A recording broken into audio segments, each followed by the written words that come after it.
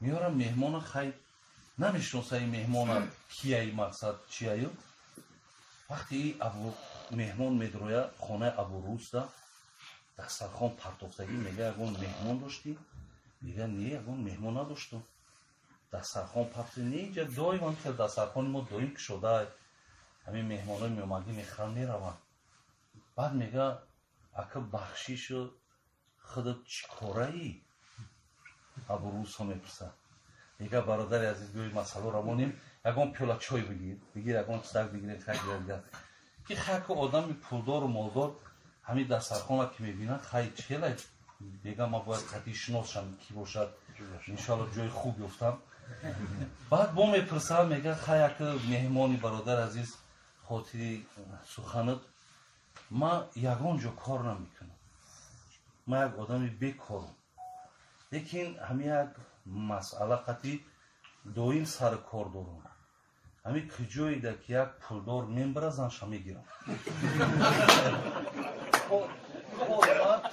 کار ما بتاست همیه همین کجایی ده یک پولدار مو حرکت میکنه که زنی همراه من بگیرم این افتری میخرم میکرد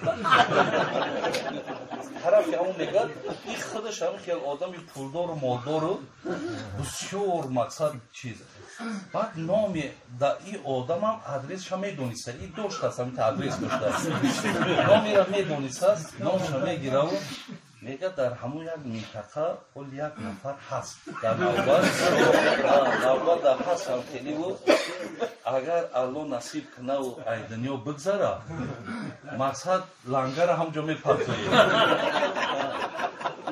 این میشنوه و یکان گفتک نمیگه و نان آوه خیلی خورد دیگه خدا دانا آیا بلند میشه و خانش میره بازو این همه وقت گوشت نمیخریده میگه حتی شکمبه میخریده شکمبه و پاچک نمی سوب نبار و همین چیزای مقصد ارزان میره و دو سیدکه ده همین خریدی میکند که میبره خانش زنش ببینه حیران میشه میگه ای مرده این چی کاره چی اگون خواه دیدی این چیه میگه زنک من ای گپوتا در خونه در بیداریم دیدم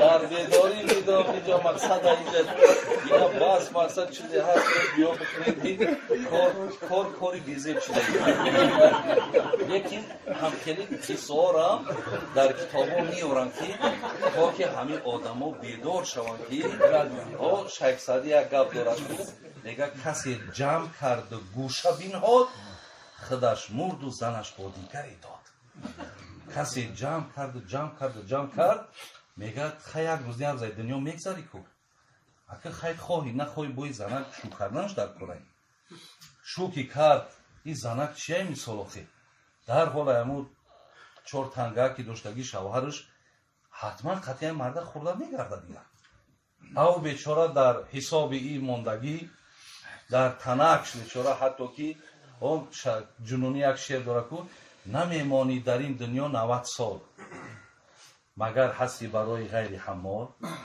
یه مردک میگه تو 90 سال در این دنیا زندگی نمیتونی پیامبر گفته است که عمر امتی من بین 60 تا 70 تو تا 90 نمیره نمیمانی در این دنیا 90 سال مگر هستی برای غیر حمال نه نوشی جان کنی نه پوششی تن گذاری مال را بر شوهر زن و شوی زن بماند مخزنی تو با جان خود عجایب دشمنی تو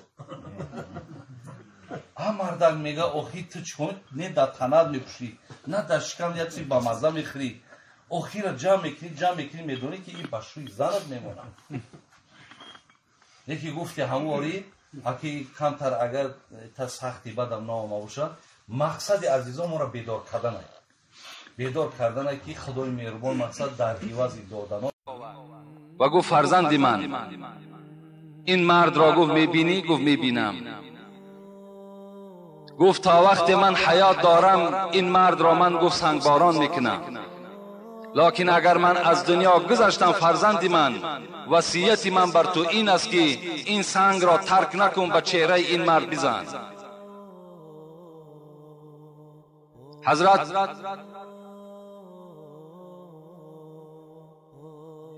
میگد این فرزند ناخلف که از کافر تولد می شود. مادر گفت بیا یک مصلحت میکنیم، شاید گو من وصیتی تو را بجا آورده نتونم از حساب کم بودن حیات خودم، شاید که من گفت در همین آوان جوانی از دنیا میگذرم. از این خاطر میگد خم شد و همون کودک میگد سنگ گرفت، پیش از آنی که به وایه برسم گفته سنگ در چهره حضرت نوح حواله کرد. حضرت نوح میگد چنان غضبناک شد از دست این قوم که چی گفت؟ رب اغفر لی. قال نوح رب لا تذر على الارض من الكافرين ديارا انك ان تذرهم يضل عبادك ولا يلدوا. پروردگارا در بالای زمین احد را نفر را از کافر خدایا باقی نگذار. حضرت دعا کردند انک ان تذرهم، خدایا اگر یک کافر در روی دنیا تو زنده بگذاری، یذل عبادک ولا یلد الا فاجرا کفارا. پروردگارا اگر تو یک نفر این زنده بگذاری، اینها چنان کسلی دارند که کسل اینها باز در دیگر قوم میگذره و کافر تولد میکنه. گو خدایا گفت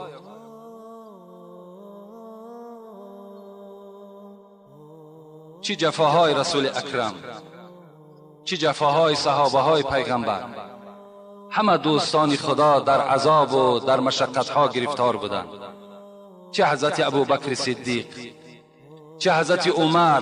حضرت عمر که چی یک دویم یار پیغمبر خدا، چی یاری مهربان بود، چی خدمتگار پیغمبر بود، لیکن در محراب در حالت نماز از دست ابو لؤلؤ فیروز این بدبخت مجوسی بود 3 کارد در شکم خود خورد و در همون محراب چکار کرد؟ در همون محراب اگرچه جان را به حق تسلیم نکرد، لیکن از پا افتیدند و در بالای محراب حتی حضرت چنان محب خدا بودند که فریاد زدند عبدالرحمن ابن عوف در بین قوم هست؟ گفتند بله هست. گفت به پیش بیا نماز را بخوان تا که از پس تو نماز بخوانی، زیرا کافر بر من چکار کرد که دیگر من قوت امامی ندارم. حضرت عثمان در حالت قرآن خوانی بودند، در سوره رسید، در آیت رسیدند فسیکفیکهم الله و هو السمیع العلیم. این آیت سوره بقره در رسیدگی ده که از ریش مبارک تپیدند و این سر حضرت را هم چکار کردند؟ از تن جدا کردند.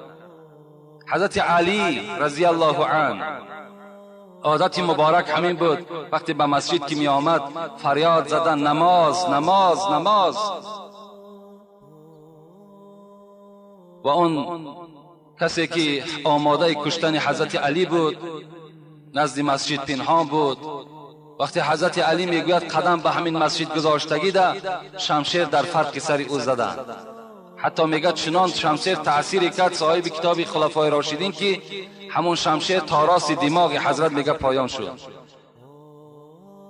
امام حسن میگوید من از قفای پدرم بودم، من همون شلقاس شمشیر را شنیدم. دوستان خدا در چه احوالها گرفتار بودند.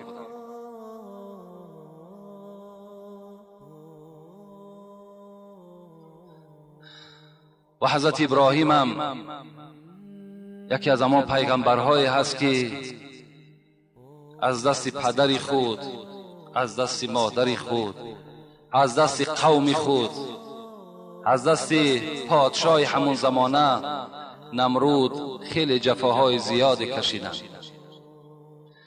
اعوذ بالله من الشیطان الرجیم.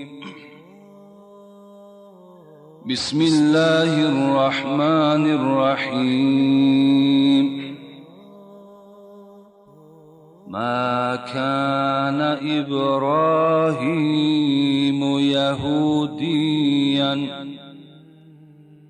يهوديا ولا نصراني ولكن كان حنيفا ولكن كان حنيفا مسلما وما كان من المشركين إن أولى الناس بإبراهيم للذين اتبعوه هذا النبي والذين آمنوا والله ولي المؤمنين. صدق الله العظیم. آیتی که تلاوت کردیم از سوره مبارکه آل عمران است که خدای مهربان به ما و شما خبر می‌دهد ابراهیم نه یهودی بود، ابراهیم نه نصرانی بود، ابراهیم نه از ملت یهود بود نه از ملت نصرانی بود و نه عقیده باطله که یهودی ها داشتند نصرانی ها داشتند. در ابراهیم این عقاید وجود نداشت. ولکن کان حنیفا مسلما، ابراهیم خالی از این عقیده یهودی ها و نصرانی ها بود و او مسلمان بود. حضرت ابراهیم مسلمان بود. مسلمان گفتگی معنای او را ندارد که پیرو قرآن بود، بلکه تسلیمی به امر خدا بود. و ما کان من المشرکین، خدا میگوید و وی مشرکی بر خدا نبود. یک گروه یهودی ها و نصرانی ها نزد پیغمبر ما و شما آمدند و گفتند محمد صلی الله علیه و سلم با این ابراهیمی که تو می نازی و میگویی که وی پدر من است، آگاه باش که ما بر اون نزدیکتر و سزاوارتریم، زیرا وی از قوم یهودی هاست. آیت نازل شد ان اول الناس بابراهیم للذین اتبعوه صلی الله علیه و سلم. محمد بر این قوم یهود خبر بده نزدیکترین و سزاوارترین به ابراهیم کسانی هستند که پیرو ابراهیم هستند. هذا النبی، خدا خبر داد محمد بر اونها خبر بده که تو از اونها دیده به ابراهیم نزدیکتر هستی. والذین آمنوا، و ای محمد امتهای تو به ابراهیم نزدیکتر است. والله ولی المؤمنین، خداوند کارساز مؤمن هاست. الحمدلله که ابراهیم یهودی نبوده است، الحمدلله که ابراهیم نصرانی نبوده است، الحمدلله، زیرا که به قوم یهود خدا غضب کردگی است. یهود از روز اول دشمن مسلمان بود تا امروز دشمنی خودش را ظاهر کردگی است. پیغمبر خدا در جامع ترمذی میگذرد، حدیث میگوید ان لكل نبی ولایت من النبیین.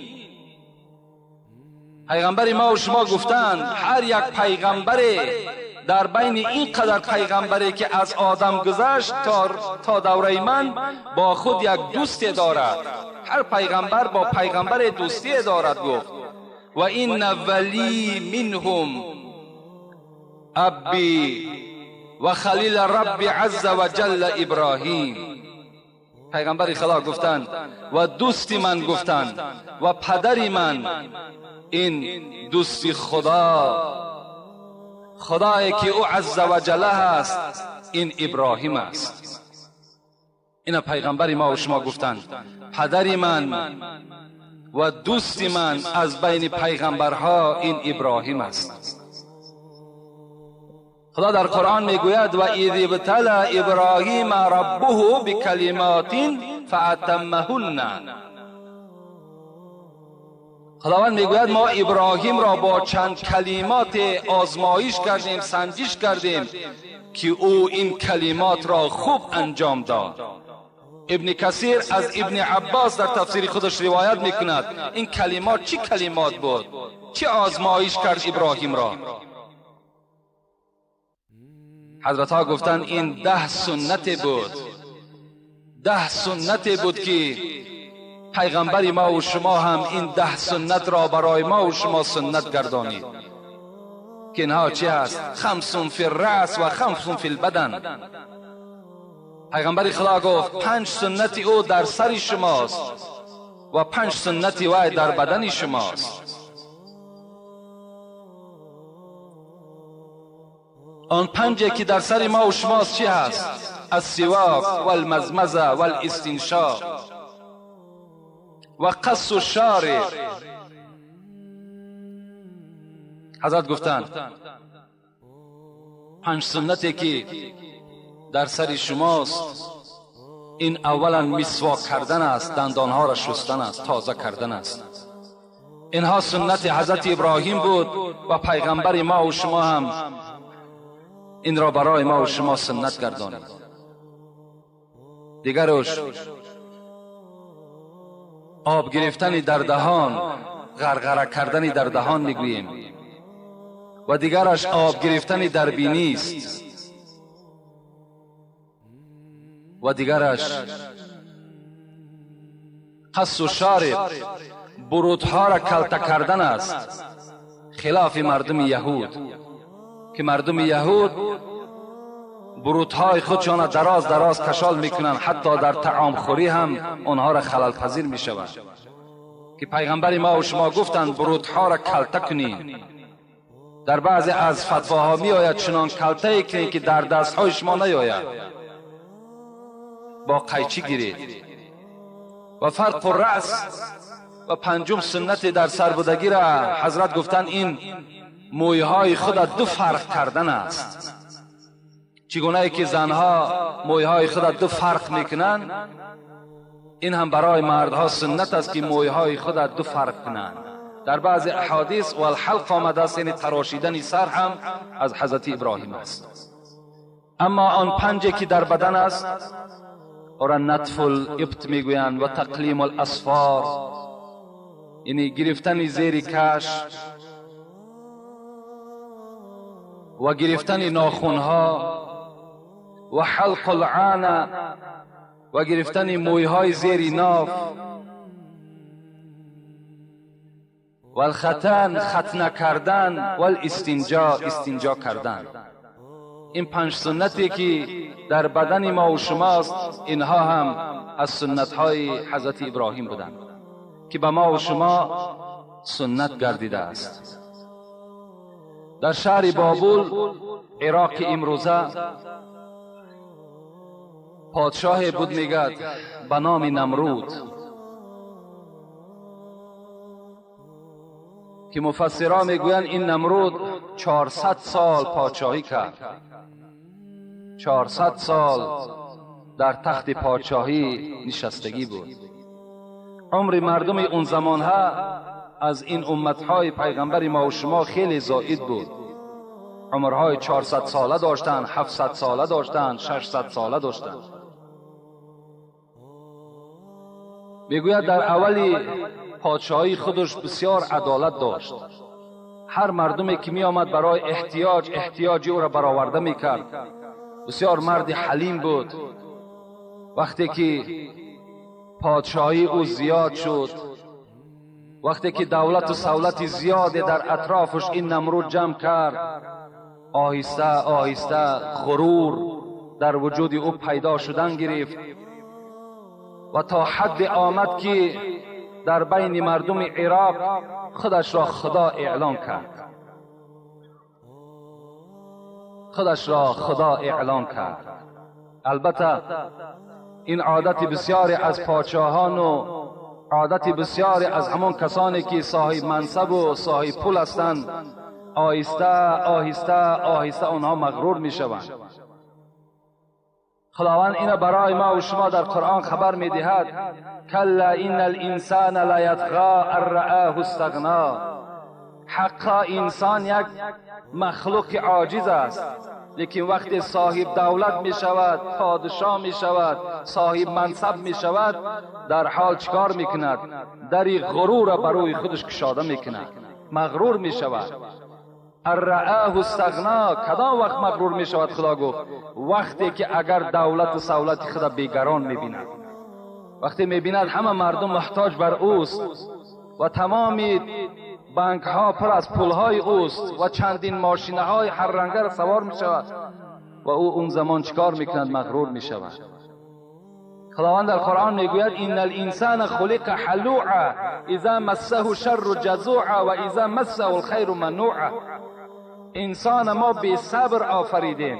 انسان چی ناشناس و چی ناسپاس است. وقتی ما بر او اگر یک مصیبت میاریم داد و فریاد میزند. وقتی ما با او مال میدهیم بدن خودش را، نفس خودش را از اطاعت من باز می‌دارد. اذا مسه الخیر منوعا. وقتی ما مالش میدهیم، دولتش میدهیم، فرزندهای خوبش میدهیم، در حال چیکار میکند؟ سرکش میشود و عبادت خدا را انجام نمیدهد. ان الانسان لربه لکنود و انه علی ذلک لشهید و انه لحب الخیر لشدید. باز خدا یاد میکنه در قرآن چه انسان ناسپاس است و او با این ناسپاسی خودش آگاه است. و انه لحب الخیر لشدید. و من به شما سیر انسان خدا میگوید خبر میدهم که مال دنیا را بی نهایت دوست میدارد. بی نهایت مال بسیار دوست میدارد.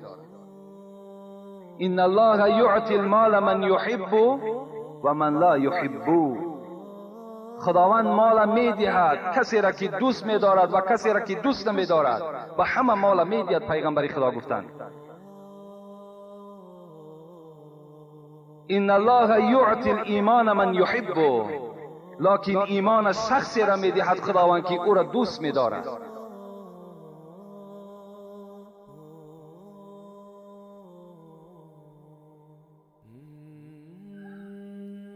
نه لایق بر غرور است و نه ارز اعتمادی ها. نمی ارزد به این حرفی که کس گوید به من داد است. حضرت مولوی میگوید همین دنیا و همین مال ثروت اینها ارزش او را ندارد که انسان حتی بگوید که خدا مرا داد است. همینش ارزش ندارد. عاقبت نمرود مغرور شد و خدا در بین مردم عراق خدا اعلان کرد و فرمان داد که تمام هیکل تراش ها هیکل او را بتراشند و در تمام گوشه و شهر بتخانه ها تیار کنند و این بوت نمرود را در بین اون مسجد جا کنند در همون بتخانه و مردم رفته هر روز نزد این بوت، نزد این صورت نمرود تعظیم کنند، سجده کنند، از او مدد طلب کنند. و فرمان صادر کرد که در هر خانه باید که از هیکل من یک هیکل وجود داشته باشد و هر خانه هر روز باید که از این هیکل مدد طلب کنند. فرمان در تمام قشلاق‌ها و در تمام شهرها جاری کرد. هیکل تراش ها از آن جمله پدر ابراهیم آذر به این کار شروع کردند. خیلی هیکل های زیاد شد. مردم دیگر از خداپرستی یاد فراموش کردند. دیگر نمیدانستند که خدا چیست، خدا کیست و این نعمتی که میخورند، این نعمتی که میپوشند از کجا میآید. همه را فقط از نمرود میبینند. میگویند خدای ما این است. البته سنت الهی همین است که وقتی که یک قوم گمراه شد، کفر و ضلالت در بین اون قوم که زیاد شد، البته باید پیغمبری در اون قوم فرستاده شود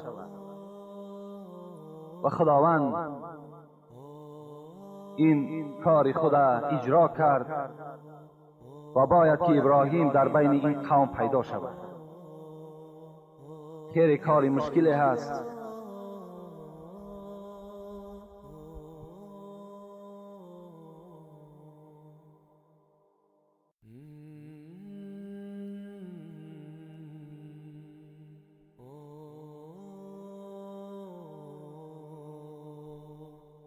اما برای ما و شما آورده رسانید.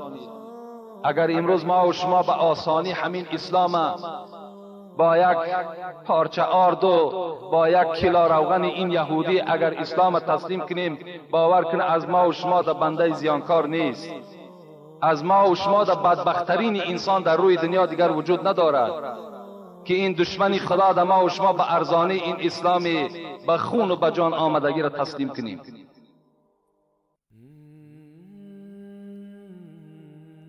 چه عذابها کشیدن صحابه پیغمبری خدا، چه روزهای مشقت از سر گذرانیدند.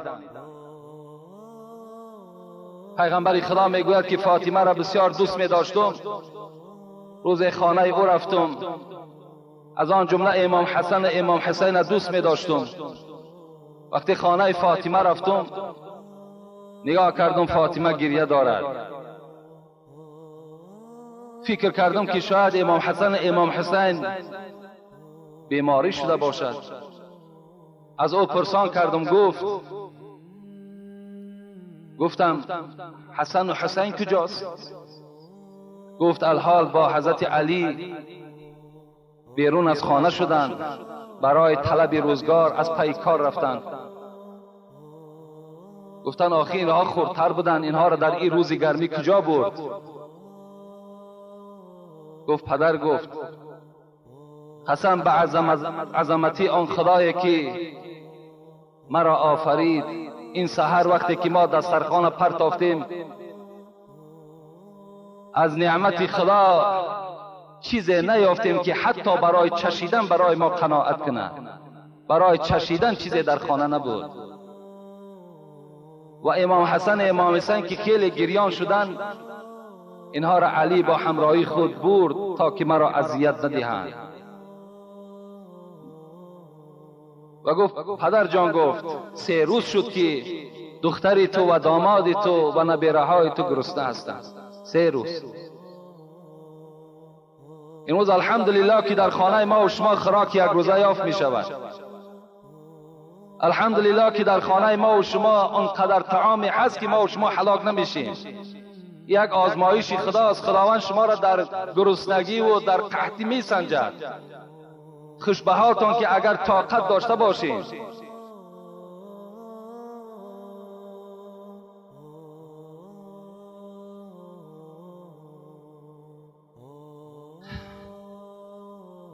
شبی از شبها نمرود خواب دید.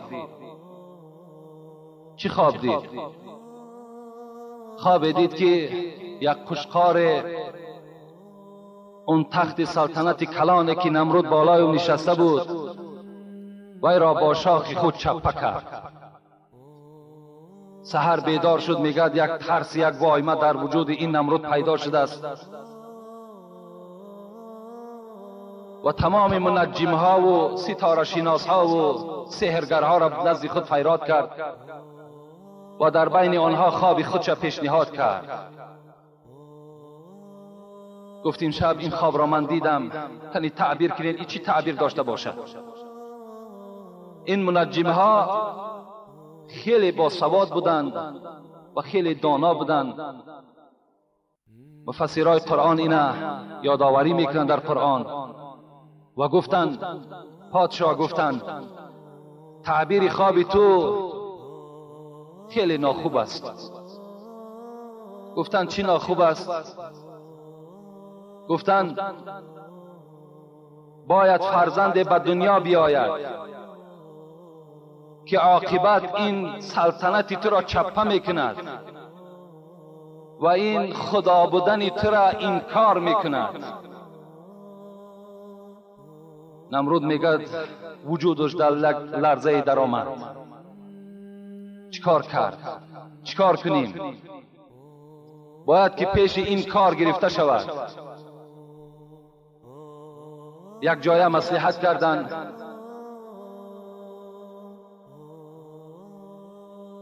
گفتند پادشاه گفتند فرمان صادر کن که هر جایی که اگر یک زن حامله دار باشد روی خط گرفته شود و در کجایی که فرزند زاییده شد همان زمان سر او را بریده شود. با این گفتند ما از این فرزندی که به دنیا می آید نجات می یابیم و این تخت از دست تو نمی رود. این علاج واقعه گفت است همین است خلاص. پادشاه برای آنه که تخت از دست نرود همه کار چی است؟ قادر است، تیار است. اگر هزارها نفر مرد میلش، لیکن تخت از دست نرود. فرمان صادر کرد گروه های خود در هر قشلاق‌ها و در شهرها و در ناحیه‌ها پرتافت. همان سال مورخان میگویند که 100,000 طفل را میگه سر بریده شد. 100,000 طفل برای آنه که این فرزند به دنیا نآید 100,000 او را میگه سر بریدند. شاعر میگوید 100,000 طفل سر ببریده شد، 100,000 طفل سر ببریده شد تا خلیل الله صاحب زنده شد. خدا چی میگوید؟ اگر خواهد نگه دارد کسی را، چی باک از یک جهان آتش خسی را. اگر برعکس این گرداند ابرو، گدازد برگ گل را تندی بو. اگر خدا بخواهد این ظالم چیکار کرده میتواند؟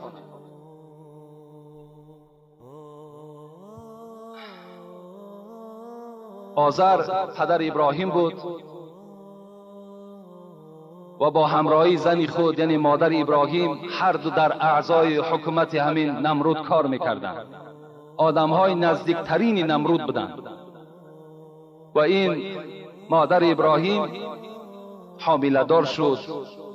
مورخان میگویند خیلی زنی فربه بود و هرگاهی که لباس میپوشید لباسهای خیلی کلان میپوشید که حتی یعنی جسد این زن نمایان نبود. و این مادر ابراهیم در همون سالی که فرمان نمرود صادر شده بود حامله دار شد. حمل در شکمش پیدا شد و وقتی تولد ابراهیم نزدیک شد، بعض مورخان میگویند که در همون تهخانه خودش ابراهیم را زایید. بعض مورخان با این یعنی تاریخ نویس های ما و شما با این اتفاقند که از خوف آنه که مادر است فرزند وقتی تولد می شود چی محبت به او فرزند دارد، هیچگاه نمی خواهد که فرزند او را در پیش او سر ببرند. و از خوف نمرود میگد از شهر بیرون شد، با یک غار داخل شد و در همون داخل غار میگد ابراهیم را تولد کرد و او را میگد بدنش تازه کرد، بالتها پیچانید و در همون داخل غار گذاشت، دهن غار را محکم کرد و گفت از آنی که کار به حلقی دوانده می شود یک درنده است، خزنده است، اگر ای را تناول کند این برای من بهتر است تا که به چشم خود نبینم. ابراهیم میگه اونجا گذاشت و به خانه آمد. و بعضی روایت ها این است که به آذر خبر داد که آذر گفت آن فرزندی که در شکم من بود تولد کردم، لکن مردگی بود، برده او را گور راندند. آذر را از این واقعه هم میگه عائلش خبر داد. و بعضی روایت ها که بعد 3 سال به آذر خبر داد. خلاص ابراهیم به دنیا آمد. از بین 3 روز گذشت. مادر ابراهیم دیگر در خانه طاقت نکرد. گفت رفته یک حال فرزندی خود خبر بگیرم، در کدام صورت باشد، در کدام احوال باشد، شاید درنده او را خورده باشد یا شاید کسی وی را برده قتل کرده باشد. خلاص رفته دیدن در کار آمدند. وقتی میگه مادر در غار کشادند، غار گویا که یک چراغ میسوزد، چقدر روشن میگه زیبا. و مادر ابراهیم وقتی به سوی ابراهیم نگاه کرد میگه یک انگشت ابراهیم در دهنش میگه گذاشتگی بود. وقتی انگشت از دهان او میگه بیرون کردیم، از نوک همین انگشت فواره شیر میبرامد. تربیه کننده ابراهیم همون الله هست. مادر میگه گریان شدن، گفتن باوری دارم که این فرزند من ضایع نمی شود. مادام این فضیلت و این بزرگی را وقتی که این در کودکی صاحب است، این فرزند من ضایع نمی شود. زیرا خدا در قرآن میگوید ولقد اتینا ابراهیم رشده من قبل و کنا به عالمین. ای مردم آگاه باشین که من ابراهیم را در سین به بلوغ نرسیدگی نبوت کرده بودم. خدا میگوید ما این را علم نبوت در همون خوردی داده بودیم.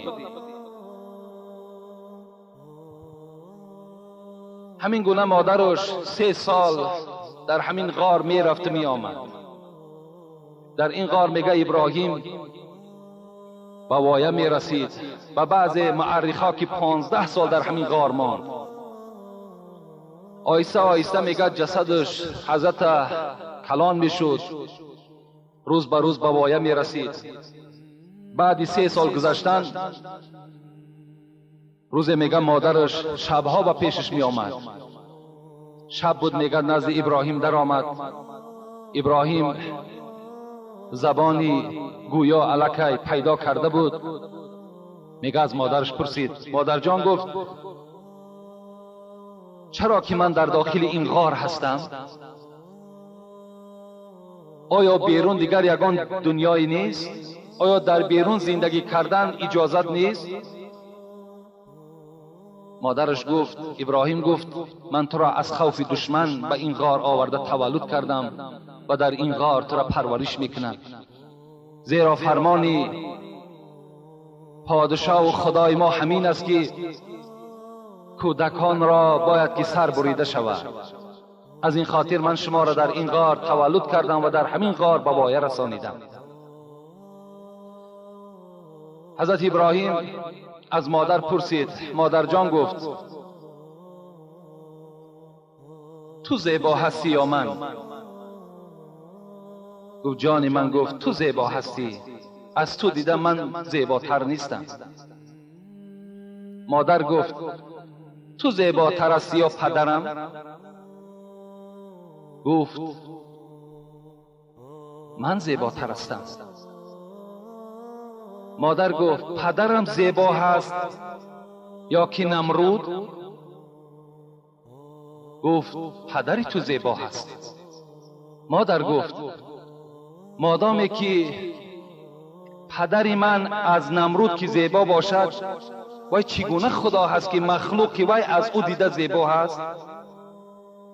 باید خدا خودش زیبا باشد، از مخلوقش دیده باید خدا خودش زیبا باشد.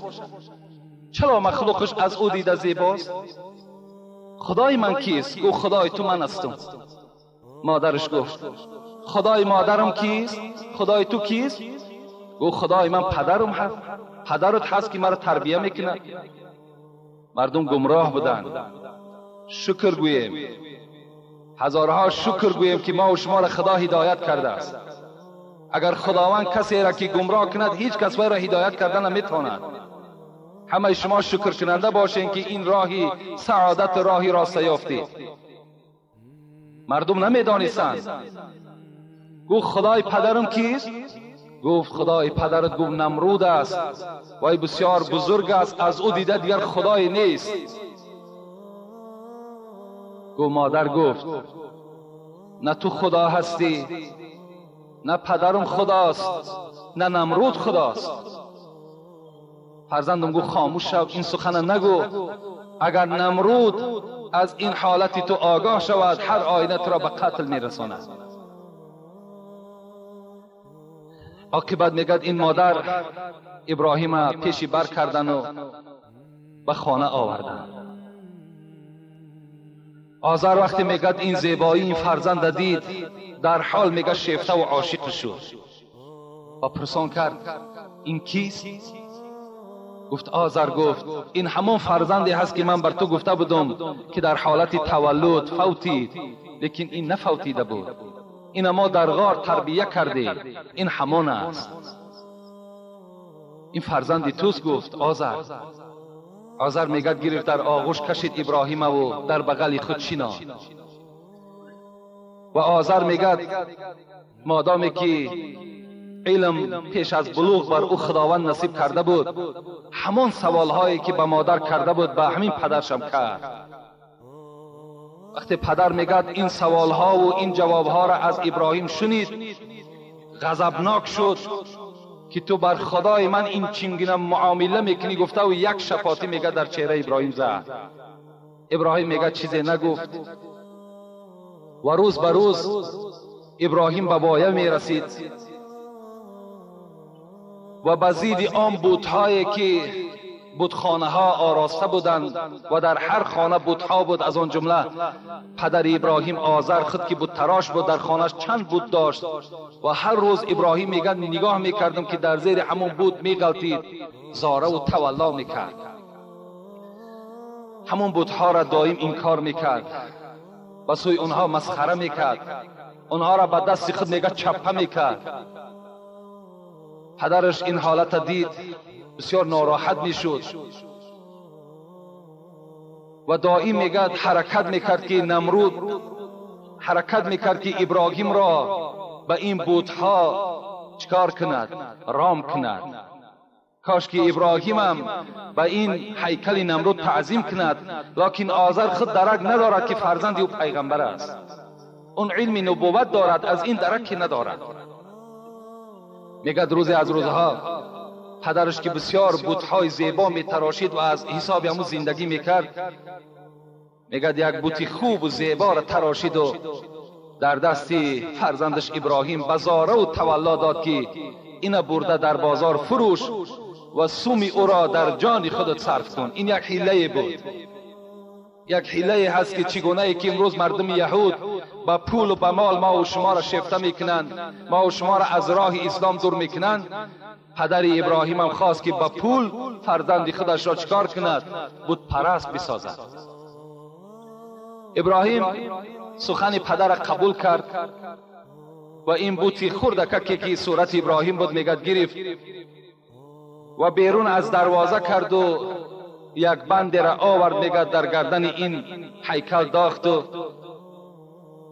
کشیده میگه بدرون همون لای و افلاسی ها میگه با بازار بردش.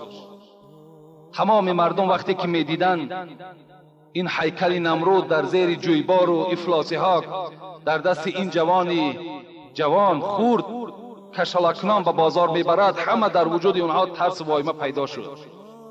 در حال نماینده های پادشاه و پادشاه خبر رسانیدند که در شهر ما و شما جوان پیدا شده است که هیکل تو را در این احوال چکار کرده است، قرار داده است.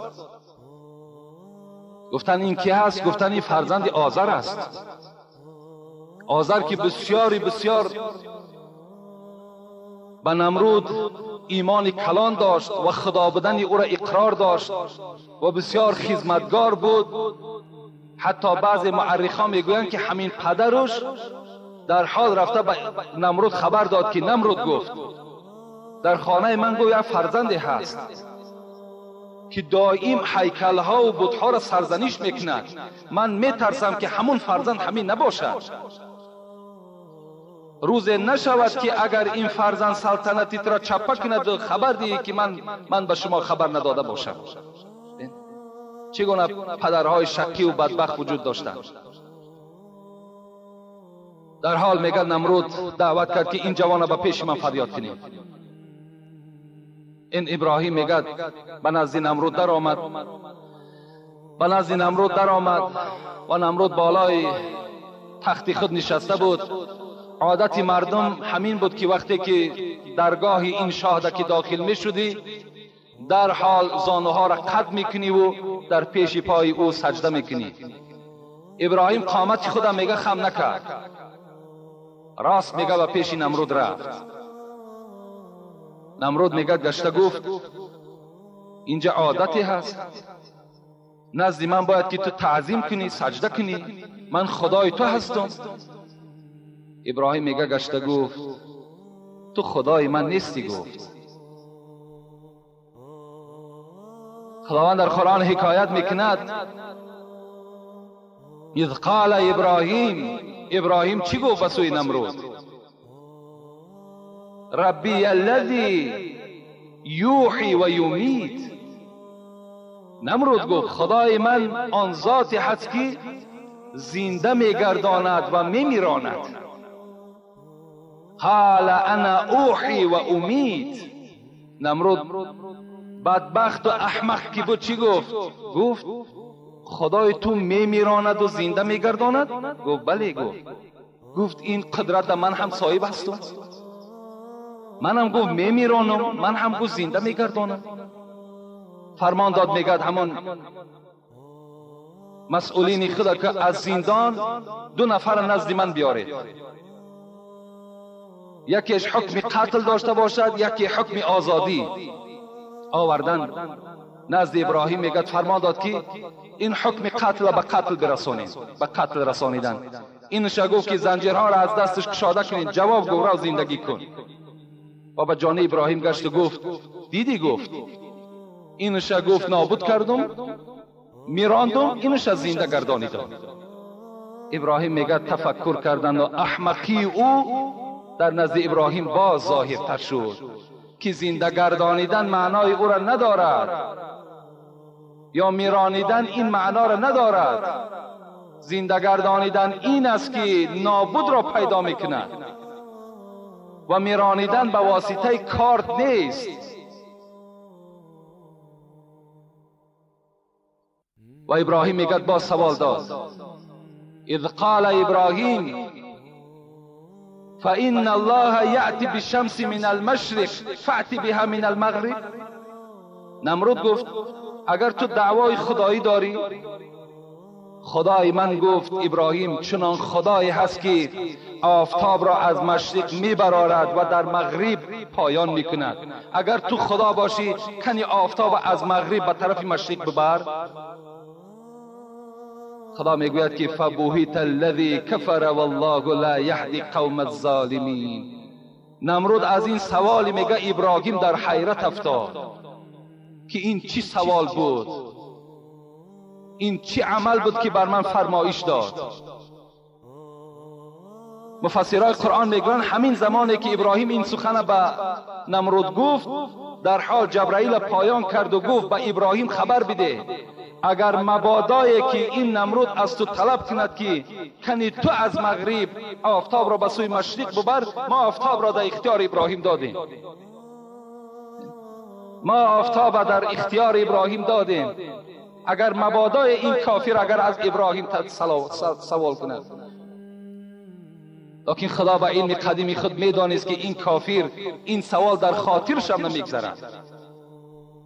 میگه مسترمان دو گفت وقتی شرمنده شد در بین تمام مردم گوش انداخته ایستاده اند. چی گفت؟ گفت آذر گفت من به این بزرگی و خداگی خود این جوان بی عقل را می بخشم، این ابراهیم را می بخشم. الحال ای را گو من هیچ حکم در حق این نمی کنم. این را خانه ببر، تربیه کن، نصیحت کن. این سخنهایی که میگوید این از حساب بی عقلی است، از حساب جوانیش است. برای همین خوب تربیه کن. اگر مبادایی که اگر در تربیه راست نشد و سخنی تر گوش نانداخت، این زمان بر من شکایت کن، من بر این حکم آخرین را صادر میکنم. و حضرت میگوید از قصر بیرون شدند، از قصر بیرون شدند با همراهی آذر به خانه آمدند. پدر خیلی خجالت که از پشت این فرزند خود در نزد پادشاه ما اینقدر خجالت زده شدیم، در نزد پادشاه خود آبرو و قدر و قیمت خود گم کردیم، با این فرزند چیکار میکرده باشیم. آمد و با ابراهیم باز تربیه خدا، تربیه احمقانه و باطلانه خدا چیکار کرد؟ دوام داد.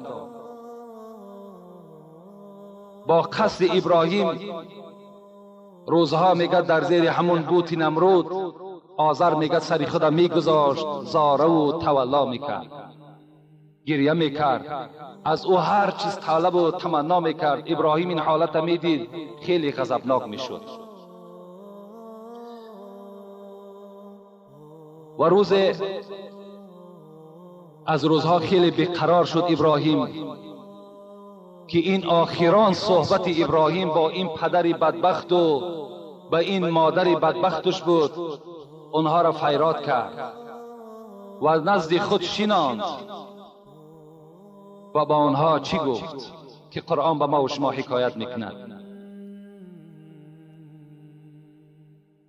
اذ قال لأبیه لما تعبد ما لا يسمع ولا يبصر ولا يغني عنك شيئا. پدر جان گفت، ابراهیم بسیار با یک زبانی خوبه، با یک زبان خیلی ملایم با پدر خود نصیحت میکرد. مفسرای قرآن هم در شأن همین آیت آوردند که فرزند حق دارد که پدر خود نصیحت کند. می تواند که فرزندی که اگر خدا او را هدایت کرده باشد و او را اسلام نصیب گردانده باشد و پدری که عرق نوش باشد، زناکار باشد، بی نماز باشد، فرزند می تواند که پدر خدا با نرمی و با ملایمی دعوت به سوی خدا کند. این ده حق دارد. چگونه ای که ابراهیم الحال پدر خود نصیحت میکند. چی گفت؟ پدر جان گفت لما تعبد ما لا يسمع. پدر جان گفت این هیکل نمرود است، این خود به دست خود تراشیدی، چرا تو وی را عبادت میکنی؟ لا يسمع، این بت گفت نمیشنود، زاره و تولای تو را نمیشنود. ولا یبصر، این بت نمیبیند. ولا یغنی عنک شیئا، هیچ ضرر را از بالای تو دور کرده نمیتواند و به تو هیچ منفعت هم رسانده نمیتواند. یا ابت انی قد جاءنی من العلم. در دوام باز گفت، پدر جان گفت آگاه باش که خداوند مرا پیغمبر ساخته است و علم وحدانیت را بر من نصیب گردانیده است.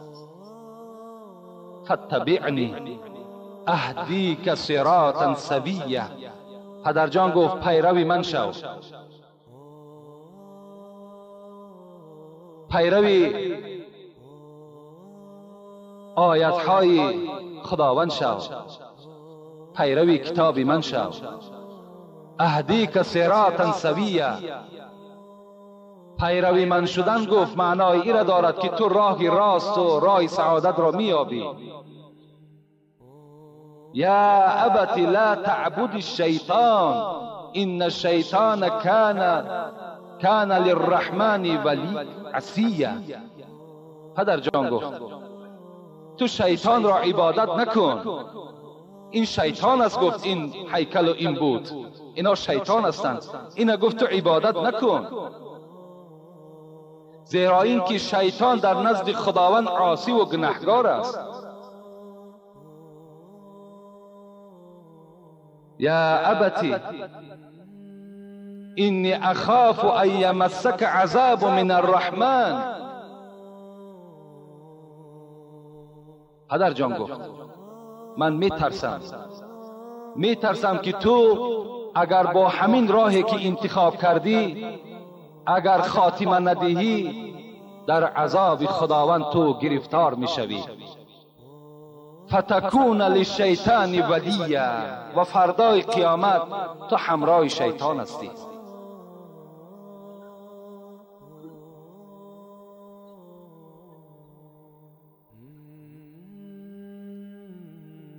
این نصیحت ها را حضرت ابراهیم با یک سوز دل با پدر خود انجام داد. چنان علم دارم که تو پدر من همان علم را نداری، چنان فهمیشه که برای من خداوند داده است برای تو نداده است. اهدیک صراطا سویا، از تو التماس دارم پدر جان پیروی من شو. اگر پیروی من بشوی تو آخرت چیکار میکنی؟ نجات میابی. یا ابتی لا تعبد الشیطان ان الشیطان کان للرحمن عصیا. خدا میگوید باز چی گفت ابراهیم؟ گفت پدر جان گفت تو شیطان را عبادت نکن. این هیکلی که الحال تو راست کردی او را به حیث خدا تو عبادت میکنی، این شیطان است و شیطان در نزد خداوند گناهگار است. تو این را عبادت نکن. لا تعبد الشیطان ان الشیطان کان للرحمن عصیا. یا ابتی، باز گفتن پدر جان، گفتن اینی اخاف ان یمسک عذاب من الرحمن فتکون للشیطان ولیا. پدر جان گفتن من می ترسم، بسیار ترسننده هستم که اگر تو از همین عبادتی که الحال هیکل ها را پرستش میکنی اگر دست نکشی، تو در عذاب خدا گرفتار میگردی و تو روز قیامت همراه شیطان هستی. این نصیحت های خیلی قیمت حضرت ابراهیم برای پدری خودش کرد. لیکن پدری که نصیحتی نیک وقتی گوش نمی کند، وقتی نصیحتی خوب برای او خوب نمی آید، وای در جواب چی گفتن؟ قال اراغب انت عن آلهتی یا ابراهیم. گفتن ابراهیم گفت تو الحال این دعوتی که مرا به سوی خدای خود کردی، از این معلوم می شود که تو بر همین خدای ما عبادت نمی کنی؟ گو نگو، من تو را دعوت دارم که این خدا نیست، این شیطان است، تو این را عبادت نکن. پدر در غضب شد. لئن لم تنتهی لارجمنک واهجرنی ملیا. اینا پدر چی گفت؟ گفت ابراهیم گفت اگر به شرطی که تو از خدای ما، از عبادت این خدای ما اگر رو میگردانی، من تو را هر آینه گفت سنگسارت میکنم. وهجرنی ملیه، رو گو من دیگر فرزند ندارم. پدری که در تقدیر او اگر خداوند سیاهی را کشیده باشد، بدبختی را کشیده باشد، چی میگوید؟ وهجرنی ملیه، رو از پیش من که دیگر من فرزند ندارم، تو برای من فرزند نیستی. حضرت ابراهیم بعد شنیدن این جواب دغلانه پدر چی گفت؟ سلام علیک. حضرت یگان غضبناک نشدن، یگان استراب ده هم نه آمدن، بلکه گفتن سلام علیک ساستغفر ربک انه کان بی حفیه. پدر جان گفتن اگر چنده که جواب تو خیلی جواب نامعقول بود برای من، اگرچه دل من برای تو خیلی می سوزد، زیرا که این راهی که تو اختیار کردی راه دوزخی هاست، لکن تا وقتی که من جان در بدن دارم از خدای خود طلب مغفرت در حق تو میکنم که خدا تو را هدایت بکند. این حضرت ابراهیم به سوی پدری خود گفت من میروم، گفت من خانه شما را ترک میسازم، برای من این گونه پدر و مادر مشرک لازمم نیست، من میروم، لیکن تا روز رفتن چیکار میکنم؟ من از خدای خود در حق تو طلب مغفرت میکنم. این حضرت ابراهیم برای پدری خود گفت و چیکار کرد؟ میگد بعد این مفسرای قرآن میگوید که دیگر با پدری خود گپی نشدند، ملال شدند، دیگر پدر و مادر برای ابراهیم یک کسی بیگانوار حساب میافت. و بعد این قصه را مختصر میکنیم زیرا وقتی ما خیلی کم مانده است. در همان زمان نمرودی ها هر سال یک توی داشتن. صاحب تاریخ میگوید هر سال یک توی میکردن برای خاطر همون بت‌هایی که در بتخانه داشتن، قید میگرفتن و ترتیب توی آنها این بود که طعامهای زیاد میپختن، طعامهای زیاد میپختن، رنگا برنگ میپختن و نزد همان بتخانه خود می بردند و در بتخانه نزد هیکل ها می گذاشتند. سحر می گذاشتند تا بیگاه در یک میدان کلانی رفته این توی خود می گذرانیدند با امیدی که این طعام ها در پیش خداهای اونها تبرک می شود. بیگاه آنها را آمده در خانه می خوردند. این گونه توی ها داشتند. چگونه ای که توی ما و شما هم که در یک سالی نو در هر خانه مسلمان شرم ناکده قید میگیرند، مثل همون بت پرستا هم چیکار کردند؟ این گونه توی داشتند. من راستی بار از یک جواب برادری که در همین قوم است نخواستم راستی بار جواب بر او بگردانم، لکن هیچ دیگر دلمانم قرار نگرفت. ما یک جمعه پیش سوال جواب داشتیم و از ما کدام برادری سوال کرد در مسئله سال نو، قید گرفتن سال نو. ما با حکومت دارا و با مکتب ها کاری نداریم، زیرا آنها امروز مجبور هستند که این سال نو قید کنند. لیکن در خاندان مسلمان کی مجبور میکند که مثال سال نو قید کند؟ من این قدر جواب گفتم که سال نو از مسلمان ها نیست، سال نو از مردم مسلمان نیست. این سال میلادی حضرت عیسی است، این از ما نیست. مسلمان های ما و شما دو عید دارند، عید قربان، عید رمضان. عید نوروز هم باز از عید سال نو دیده بدتر است، اونم از ما نیست. اینا کتاب میگوید، اینا فتوای مفتیات در دست من 2 ورق است. لیکن اون برادر از ما خیلی ملال شده است، حتی در همون خطش یک دشنام های قبیح هم نویساندن و دعای بدم کردن. میلش اگر ما ارزنده باشیم، اگر همون دعای بدی تو اگر نزد خداوند خوش بیاید، میلش ما هم قبول. لیکن من به شما همین قدر میگم که حضرت مولوی جنون میگوید به زینهاری بسد زینهار، زینهار زبان از رنجش مردان نگه دار. همان قوم برافت مبتلا شد، ز آزار دلی مرد خدا شد. که 100 بار این جهان از آه دل سوخت، ولیکن به ادب عبرت نآموخت. شناس ای کور دل آتش نفس را، بکن اندیشه روزی پیش و پس را. سگ از اخلاص آمد جنس آدم، ز بی اخلاصی آدم شد ز سگ کم.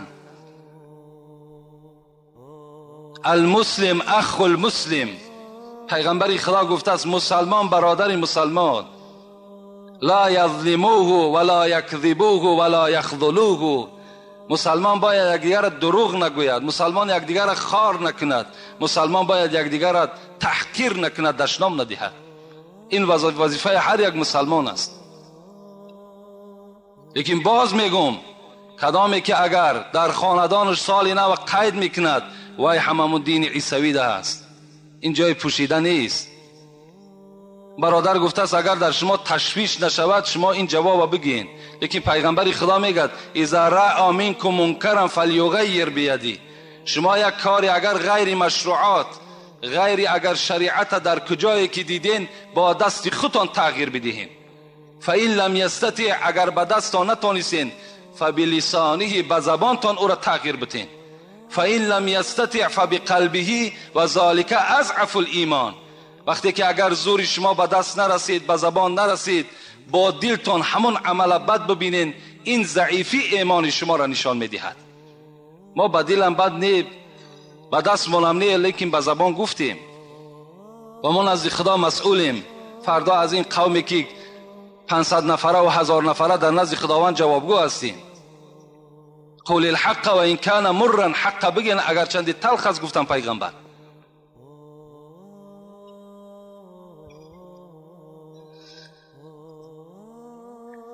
محبان خورده ست سنگ ملامت، تو کی میمانی ای سالک سلامت. به ذکر حق کسی که کرد آهنگ، ز هر سو نوکری شیطان زند سنگ.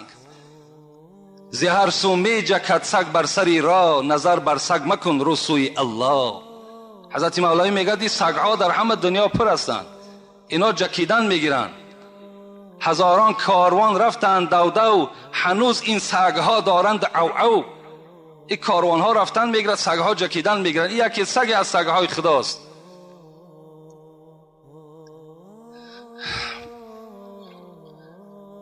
همان توی قید کردن. حضرت ابراهیم پدرش مجبور کرد که ابراهیم همراه من در همون توی اشتراک میکنی. این توی همون بت پرستا بود.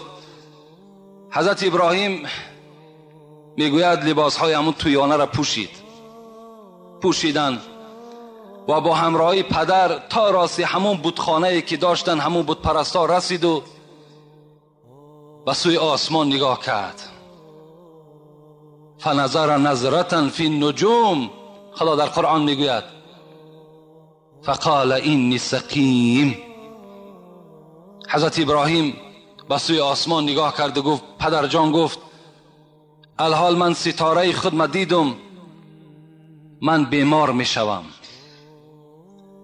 اون زمان همان بت پرستای نمرودی ها به ستاره ها هم ایمان داشتن، به افتا هم ایمان داشتن، به مهتا هم، همه اینها ده ایمان آوردگی بودن، همونها را خدا میگفتن.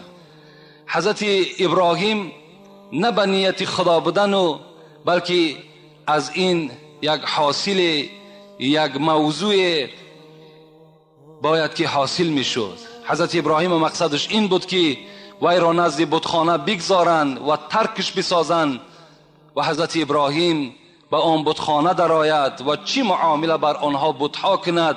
این نقشه را در دل داشت.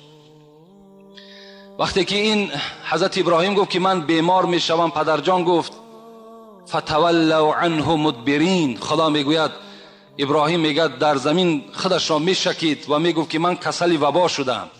مردم اون زمان از وبا بسیار میترسیدن که کسل گذرنده بود و پدرش و همه قومش میگه ابراهیم ترک کردن، گفتن بگذاریدش، این کسل وبا شده است، البته عاقبت هلاک میشود.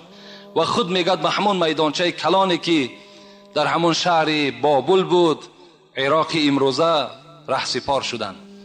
وقتی اونها رفتن که در سوره صافات هم خداوند برای ما و شما میگوید و تالله لاکیدن اصنامکم.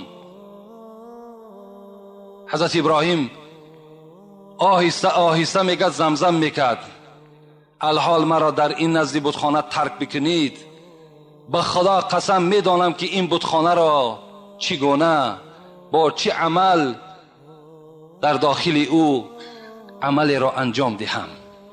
شما روید، قسم به خدا میدانم این بتهای شما را ریزه ریزه میکنم. همگی رفتن، در دیه کسی نماند. حضرت ابراهیم وارد خانه شدند. همان بتخانه‌ای که دو طرف سنگ‌های میده میده از صورت‌های عبارت بود و در بر بالا همون رئیس کلانش صورت نمرود زدگی، دروازه را کشادند.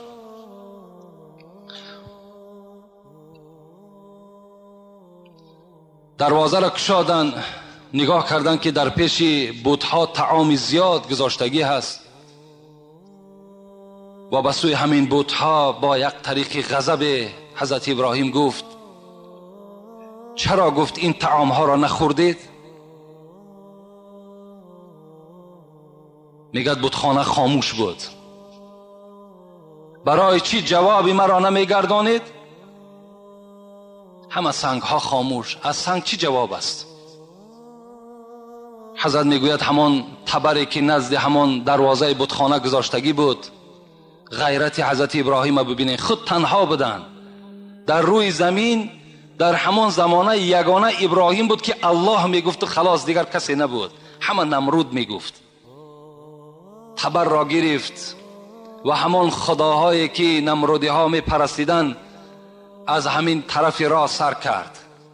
در دست راست تبر دست ها و پاها و گردن های اونها را شکست. طرف راست انجام داد.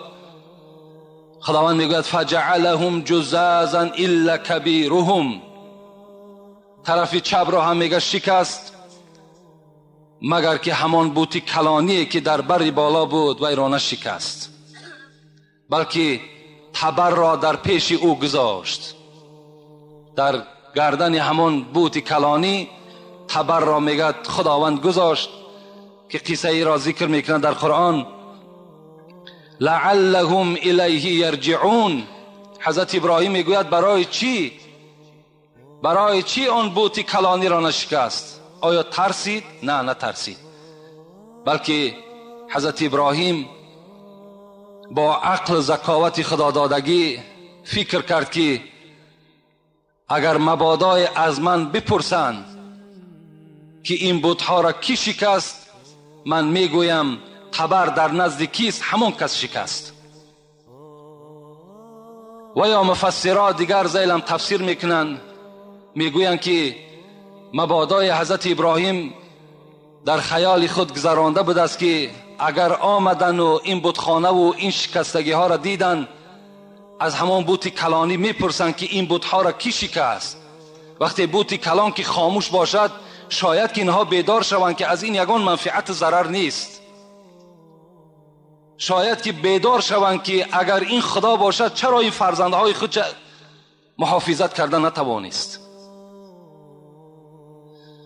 خلاص حضرت همه را میده کردند مگر کلان را و از بتخانه بیرون شدند. قرآن میگوید وقتی که شب شد، از همان توی فساد و از همان سال نو قید میگرفتگیشان برگشتن همه مست. برای گرفتن این طعام ها باید به خاندان برن، این تبرک می شود. وقتی که به بتخانه در آمدن، در بتخانه را کشادن، یک حالت خیلی ناگوار همه اونها را چیکار کرد؟ احاطه کرد. قالوا من فعل هذا بآلهتنا،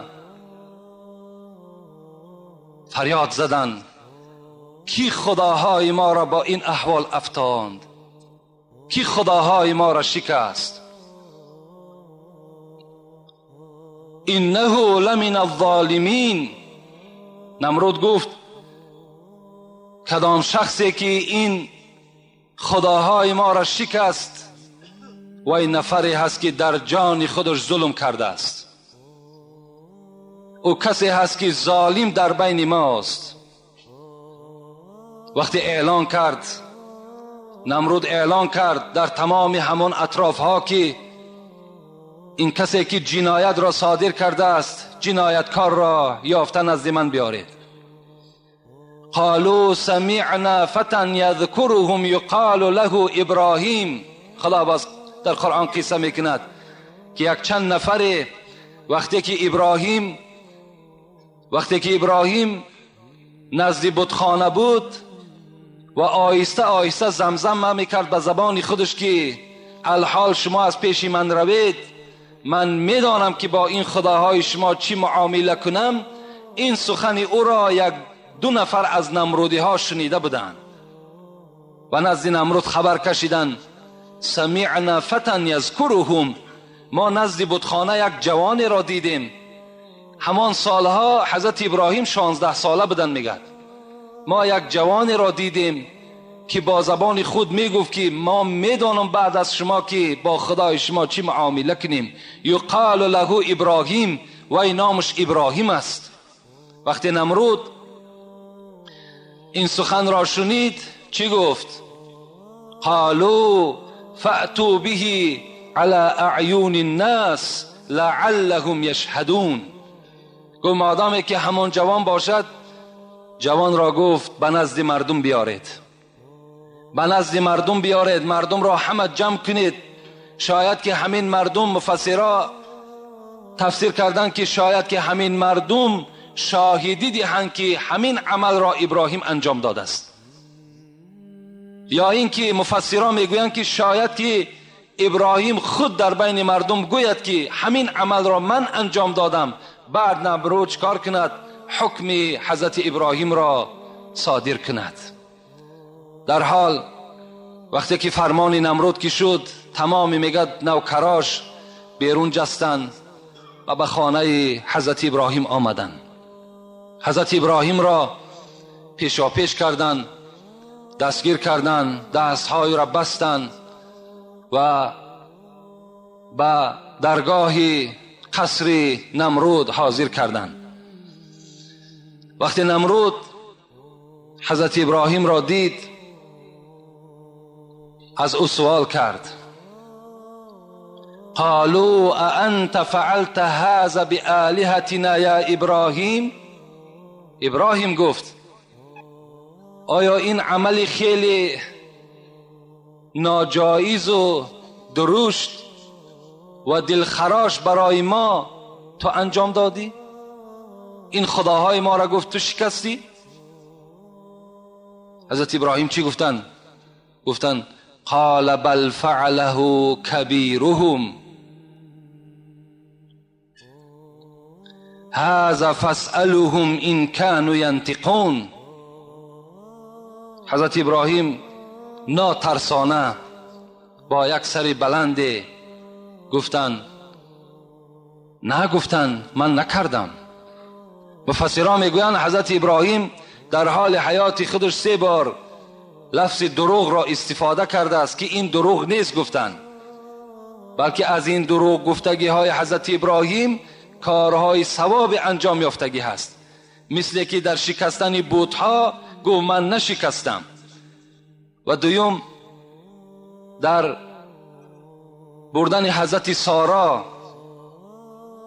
حضرت سارا را هم وقتی که به سوی مصر می برد، در سوی مصر هم یک ظالم گرفتار شد و سارا که خیلی حسن زیبایی داشت و به او عاشق شد، از ابراهیم پرسید که آیا این کی هست، به تو چی می شود؟ گفت اگر بگویم که زنی من می شود، هر آینه این ظالم این را از دست من می گیرد. از این خاطر چی گفت؟ این گو خواهر من می شود. حضرت ابراهیم اینجا هم چیکار کرد؟ لفظ دروغ را برای آینده کار ثواب استفاده کردن. و سوی نمرود هم گفت: بل فعله کبیرهم. اینا گفت من نکردم، گفت بلکه گفت همان بوت کلانی کرده است. این عمل را همان بوت کلانی کرده است. اگر باور نمیکنید رفته از همان بوت کلانی پرسان کنید. اگر زبان داشته باشد برای شما گفت بیان میکند. وقتی این سخن را از زبان ابراهیم شنیدن، همه حیرت گذاشتن، در حیرت ماندن که این خداهای ما سخن نمیگویند. و هر کدامش میگه در همین بین یکدیگر را نگاه میکردند و گفتند که در بین 1 ساعت یا 2 ساعت تنفس. سوال حضرت ابراهیم همه ای را در حیرت گذاشت. آمدن با یکدیگر میگد، قرآن میگوید که با یکدیگر چیکار کردند؟ فرجعوا الى انفسهم فقالوا انکم انتم الظالمون. وقتی با یکدیگر آمدن صحبت کردن گفتند در حقیقتا حضرت ابراهیم راست میگوید. این خدایی که ما داریم وای سخن نمیگوید، وای نمیشنود. الحال این جنایتی که صادر شده است باید ما از او پرسیم. وقتی ما جواب نمیگوید این چگونه خدا هست؟ یعنی هر کدام اونها عقیده هاشان تغییر یافت. بعد چنده باز همون کفر میگد بالای اونها غلبه کرد و باز همون عقیده ویران اونها در وجود و در سر اونها پیدا شد و گفت ابراهیم گفت تو میدانی که خداهای ما سخن نمیگویند، باز چرا از ما پرسان میکنی که رفته از خدای خود بپرسید که این عمل را خدای کلانی کرده است؟ این شما میدانید. و نمرود به تمام همون اعضای حکومت خود میگد فرمان داد که اگر شما بخواهید که به خداهای خودمان یاردم کنیم حکم مرا گوش کنید. نمرود میگد حکم برآورد. چی حکم برآورد؟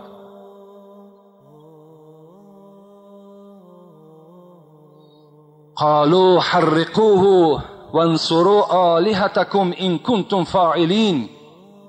گفت حکم من گفت بالای ابراهیم همین است که بجز سوزانیدن دیگر هیچ راهی نیست. این کاری که ابراهیم بالای خدای ما و شما کرده است، اگر در ما و شما ذره ناموس باشد، اگر در ما و شما ذره جسارت و دلاوری باشد، ابراهیم را به آتش بکشید. این گپی نمرود برای همه اونها قانون بود. در حال از پی اجرا کردن فرمان نمرود شدند و یک بیابان خیلی کلان را برای خود اختیار کردند و 1 ماه، مفسرای قرآن میگوید 1 ماه هیزم کشیدند.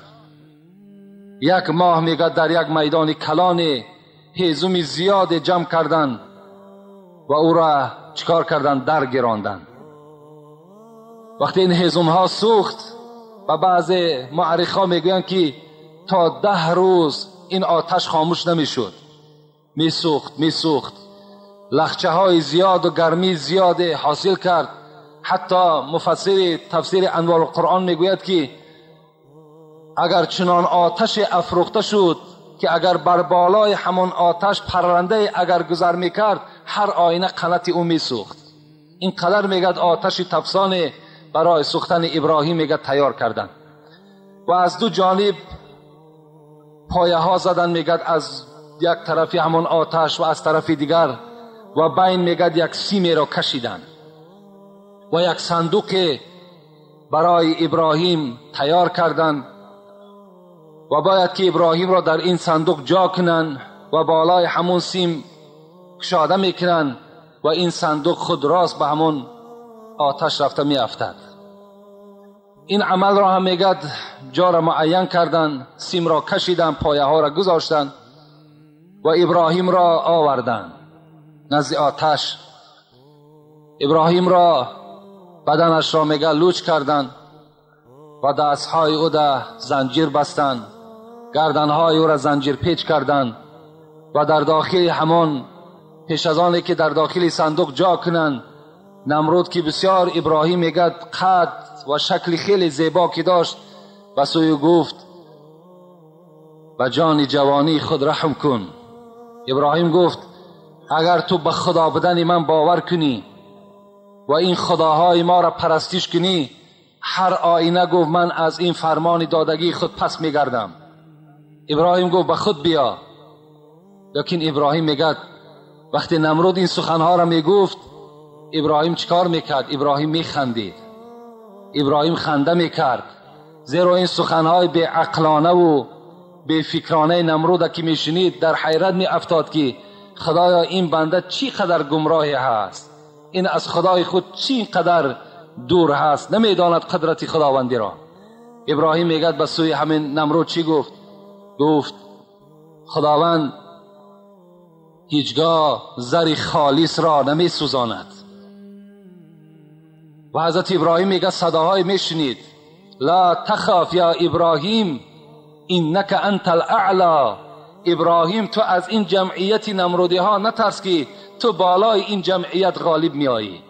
حضرت ابراهیم که یک پشتیبان خیلی مستحکم از بالای سر که داشت، دیگر پروای این نمرودی ها نکرد و میگه بالای همون عرابه سوارش کردن و میگه سیم در حرکت در آوردن. وقتی میگه سیم در حرکت در آمد و این صندوق نزدیک میشد، تمام میگه ملائکه ها و تمام مخلوق خداوندی، زجت ملائکت السماء والارض، تمام ملائکه ها و تمام مخلوق های خداوندی در چریکس در آمدند. وقتی میبینند ابراهیم در داخل یک صندوق و به سوی آتش میرود، البته این حالت، این منظره برای ملائکه ها هم خیلی ناگزیر بود، خیلی ناخوب بود. فریاد زدن، داد میزدن و حضرت میکائیل که این وابسته به بارش است به سوی خداوند گفت پروردگارا چی می شود که مرا اجازت دهی تا که رفته ای خلیل تو را از این آتش خلاص کنم؟ خداوند چی گفت؟ گفت یا ملائکتی، ای جمع ملائک، همت پایان شوین. این استغاث خلیل ابراهیم منکم بشیء فاغیثه، اگر همین خلیل من ابراهیم اگر از کدام شما مدد طلب کند، هر آینه او را مدد کنید. میکائیل پایان شد، میگد آمد نزد ابراهیم. ابراهیم گفت الحال تو به سوی آتش نزدیک شده ایستاده ای، تمام باران در اختیار من است، چی فرمان میدهی؟ خواهی شد هست که الحال ابر را پیدا کنم و چنان باریش را میریزم که حتی این آتش یک ماه افروختگی اینها همه به خاکستر مبدل میگردند. ابراهیم چی گفتن؟ ابراهیم گفتن نه. گفتن میکائیل گفتن من به تو هیچ حاجتی ندارم، هیچ حاجت ندارم. ابراهیم با این سخن میکائیل را جواب دادن. میکائیل از پیش حضرت ابراهیم رفت، در حال میگد ملائکه شمال پایان شد. ابراهیم رخصت میدهی که الحال شمالی را پیدا کنم به حکم خداوند که تمام این لخچه های علاو در خانه همین نمرودی ها داخل می شود و تو نجات می یابی. ابراهیم باشد چی می گفت؟ نه، می گفت من حاجت به شما ندارم، من از شما مددم طلب نمی کنم. وقتی میگه جبرائیل که این حالت می دید، حضرت جبرائیل که این ملائکه مقرب بود چیکار کرد؟ گفت پروردگارا چی خوب می شود که مرا اجازت دهی شاید که خلیلی تو به من تکیه کند. وقتی حضرت جبرائیل میگه پایان شد، ابراهیم که جبرائیل می شناخت، گو ابراهیم گفت یک لحظه مانده است که تو الحال داخل آتش شوی، خوب می شود که برای من فرمان کن تا که از این آتش، از این عذاب، از این سوختار تو را نجات دهم. حضرت ابراهیم گفتند کیف احتاج الیک یا جبرائیل و انسا الذی ارسلک. جبرائیل گفت چگونه من از تو محتاج به سوی تو شوم، چگونه از تو من یاردم طلب کنم و فراموش کنم آن ذاتی را که تو را فرستاده است، چگونه من او را فراموش کنم؟ حضرت جبرائیل گفتند مادامی که اینه میدانی از خدای خود طلب کن که تا که تو را نجات دهد. حضرت ابراهیم چیکار کردند؟ میگه چشمهای همون نرگسی نیخته به سوی آسمان گرداندند و گفتند اللهم انت واحد فی السماء و انا واحد فی الارض اعبدک. پروردگارا گفتند خدایا من میدانم که در آسمان بجز ذاتی تو دیگر هیچ پر اقتدار نیست، آسمان از آن توست و من یگانه در روی زمین هستم که الله میگویم لا اله الا انت سبحانك لك الحمد و لك الملک لا شریک لک. پروردگارا تو پاکیزه هستی، خدایا بجز ذاتی تو دیگر هیچ پشتیبان من ندارم، خدایا حمدم از توست، ملکم از توست. وقتی این سخن میگد گفت حضرت جبرائیل گفتند ابراهیم من به تو فرمان میدهم از خدا طلب کن که تو را نجات دهد. حضرت گفتند که حسبی بحالی و علمه بحالی، آن ذات مرا تماشا دارد، آن ذات مرا دیده ایستاده است، چگونه من سوال کنم از خدایی که الحال وی سخنی مرا میشنود، وی حالتی مرا میبیند. وقتی این مفسرای قرآن میگوید وقتی ابراهیم میگوید با آتش از بالای چقدر بلندی باشد، وقتی که میگد کشاده شد و باید که در آتش افتیده شود، یک پرنده خیلی خورد برابر ابراهیم میگه به آتش می آمد و این پرنده میگه با تمام آن آوازی که داشت صدا میزد، داد میگفت و برابر ابراهیم به سوی آتش نزدیک میشد. خداوند میگه این حال پرنده را دید و همان صفت رحیمی خداوند کشاده شد و به جبرائیل گفت این پرنده که مخلوق من است برای چی خودکشی میکند؟ جبرائیل در حال وی را بدار و از آن پرسان که چرا وی همراه ابراهیم در آتش خودش را میسوزاند. جبرائیل میگه وقتی که نزدیک شد پیک رحمان در حال این پرنده خورده داشت و میگه بالای پری خود و این پرنده میگه به سوی خداوند چی گفت؟ گفت پروردگارا گفت من پرنده هستم که یاردم از دست من به ابراهیم هیچ چیز نمی آید مگر این قدر روا می بینم که همراه این خلیل تو در آتش بسوزم. میگه این سخن پرنده به خدا خیلی خوش آمد و خداوند گفت ای پرنده، گفت چی خواهش در دل داری؟ گفت فقط خواهش من همین است که تمام آن اسما، تمام آن نامهای را که پروردگار تو داری بر من تعلیم بده تا که او را من چیکار کنم، هر جا که نشینم، خواه شب باشد خواه روز باشد، و ای را بخوانم و محبت مرا در تمام دل مردم جایگیر بگردان. مفسران میگویند، معرخای ما و شما میگویند که این همان بلبل بود. این همان بلبلی هست که امروز هم ما و شما با او محبت داریم و هم از خواندن همون بلبل یعنی ذوق ما و شما می آید. چقدر از خواندن همون بلبل ما و شما را خوش می آید که او چیکار میکند؟ همان نامه های خداوندی را میخواند است. وقتی ابراهیم شاده شد، خداوند چیکار کرد؟ فرمان داد، از بالا امر شد، قلنا یا نار کونی برد و سلام علی ابراهیم. ای آتش، گفت ابراهیم الحال به سوی تو آمده ایستاده است، کونی بردن و سلام علی ابراهیم، به ابراهیم من، به خلیل من خنک شو و ابراهیم را سلامت در بین خود نگه بدار. این فرمان خداوندی به سوی آتش بود. مفسرای قرآن میگوید از این ندایی که خداوند کرده بود یا نارو، ای آتش ها خاموش شوید، تمام آتش هایی که حتی در خانه ها می سوختن همه خاموش شدن. حضرت ابراهیم میگه در زیر همون آتش زد. چند روز در همون بین حضرت ابراهیم ماندن